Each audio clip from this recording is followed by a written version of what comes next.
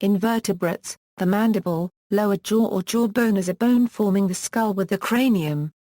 In humans, the mandible is the largest, strongest and lowest bone in the face. It forms the lower jaw and holds the lower teeth in place.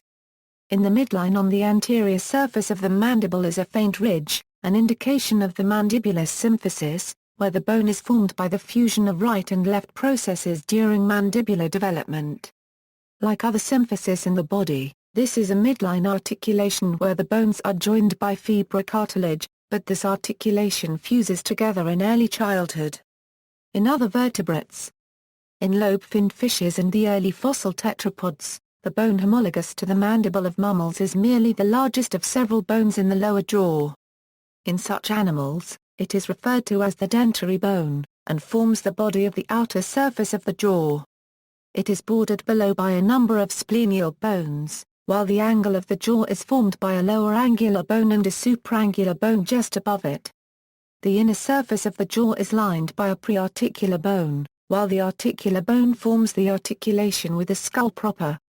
Finally, a set of three narrow coronoid bones lie above the prearticular bone. As the name implies, the majority of the teeth are attached to the dentary, but there are commonly also teeth on the coronoid bones, and sometimes on the prearticular as well. This complex primitive pattern has, however, been simplified to various degrees in the great majority of vertebrates, as bones have either fused or vanished entirely.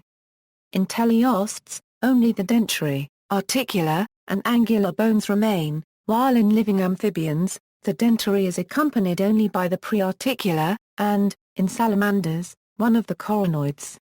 The lower jaw of reptiles has only a single coronoid and splenial, but retains all the other primitive bones except the prearticular and the periosteum. While, in birds, these various bones have fused into a single structure, in mammals most of them have disappeared, leaving an enlarged dentary as the only remaining bone in the lower jaw, the mandible.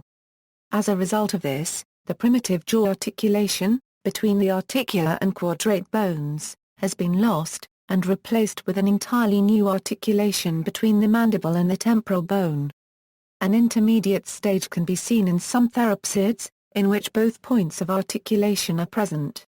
Aside from the dentary, only few other bones of the primitive lower jaw remain in mammals.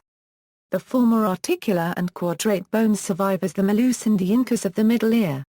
Finally, the cartilaginous fish, such as sharks, do not have any of the bones found in the lower jaw of other vertebrates. Instead, their lower jaw is composed of a cartilaginous structure homologous with the Meckel's cartilage of other groups. This also remains a significant element of the jaw in some primitive bony fish, such as sturgeons. References. External links.